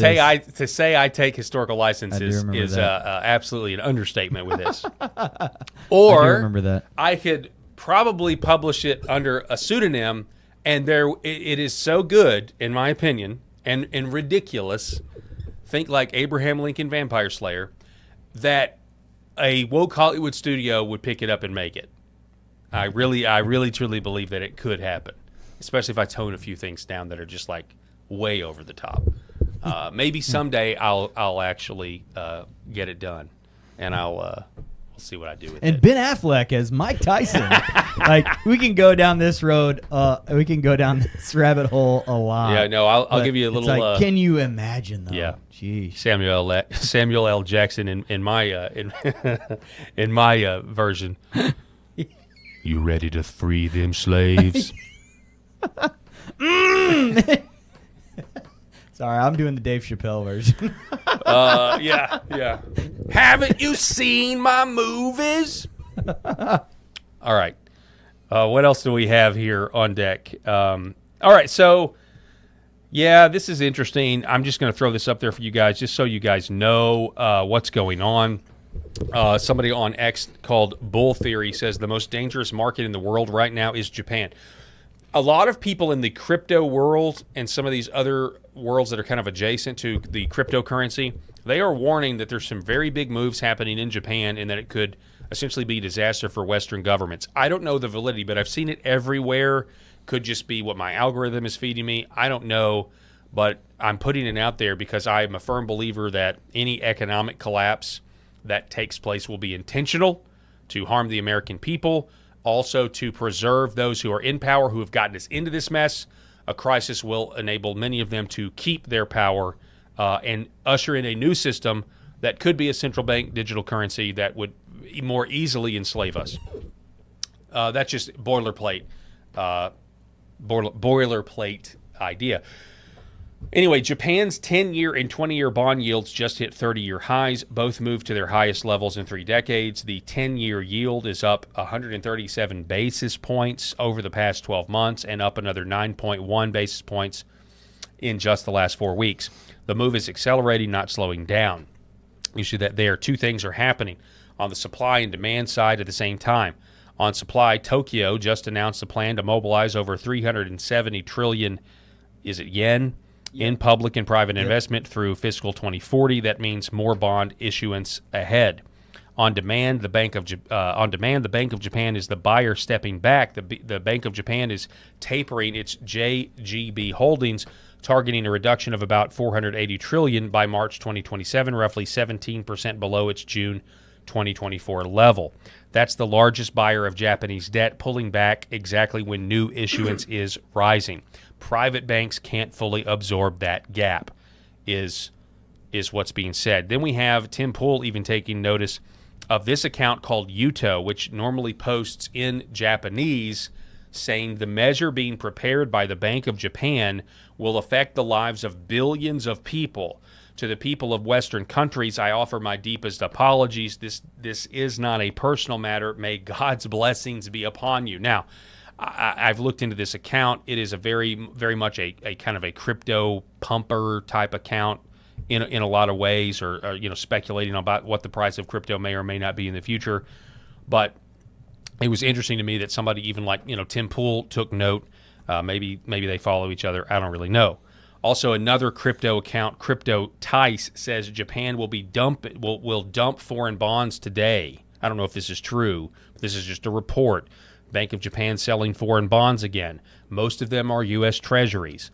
The yen still breaking against the dollar despite record interventions. Bank of Japan rate hike expected in July with 97% probability. When Japan sells, yields rise. When yields rise, everything reprices. Then you have China is at an 18-year low in Treasury holdings. Turkey dumped 89% in a single month. Maybe that's why sanctions are being lifted against Turkey. Donald Trump just announced that today. Now Japan stepping up the pace, the largest foreign holders of U.S. debt all heading for the same exit. The Fed absorbs what they sell, though, and they do that with printing more money. The system is shifting, and the bond market is where it shows first. Just something to think about as we're all worried about affordability. Everybody's worried about the midterms, and affordability still being an issue. It could get a lot worse. And by the way, if it does, my prediction is, it's a planned financial collapse on the basis that $12 trillion in debt in 2009 versus $40 trillion in debt in 2026. That is both of those are gargantuan sums, and it's so giant that it only matters at this point when somebody decides it matters. Is my opinion. What are your thoughts, Eric? You got anything? No, I think they're looking at this pretty closely, and I think Donald Trump and Scott Bessent and others are trying to prop up our economy as best they possibly can. Not prop up, but prop up the integrity and the health of our economy as best they can. And they see good things ahead. So, I mean, we'll just have to see what happens. Yeah. But I want to say this last thing about Hollywood. Everything changed, in my opinion, 5 or 6 years ago when Ricky Gervais got up on the Golden Globes and told every single one of those Hollywood elites in that room that they were nothing but worthless pedos and that nobody cared about their dadgum opinion. That was a tipping. We talk about tipping points all the time. That was a tipping point in our culture where someone finally got up and said, "Get up here, accept your award, go sit down, and shut up. Nobody cares. Nobody cares." And it was just so great. And from then on, it's just been like all these things that come up, people just blow it off, and the ratings suck, and the films bomb. And if they want to keep blowing money on that stuff, fine. Good movies like Top Gun Maverick and others like it will become the blockbusters. Yeah, that's true. And that will be the thing. The people set the market, and there's not enough libtards that are interested in woke Hollywood idiocy to support and financially prop up this machine of whatever wokeness infects. And there will be more and more Ricky Gervais moments, if not by him, than others. So they'll just stand up and say, "We don't care. Yeah. Sit down and shut up." Yeah, that's really interesting. Yeah, I remember that moment too. And Gervais is also a game changer. an atheist who consider that source. I hate that he denies God, but he's also willing to at least see plainly how wicked and corrupt and evil a lot of these people are. And like I said, he called them all pedophiles and all friends with Harvey Weinstein and Jeffrey Epstein, for that matter. Absolutely, he did. That was a big moment where he spoke truth to power for sure. 100%. Eric Haynes, thanks so much for being with us. Great conversation today, Paul. Yes, appreciate sir. you, brother. Folks, I appreciate it. We'll be back here tomorrow. I want to give a shout-out to Red Vive Health, New Horizon Real Estate, Gateway Sight and Sound, Pet Club 24/7, and Sherrod Chiropractic. We will see you tomorrow. God bless.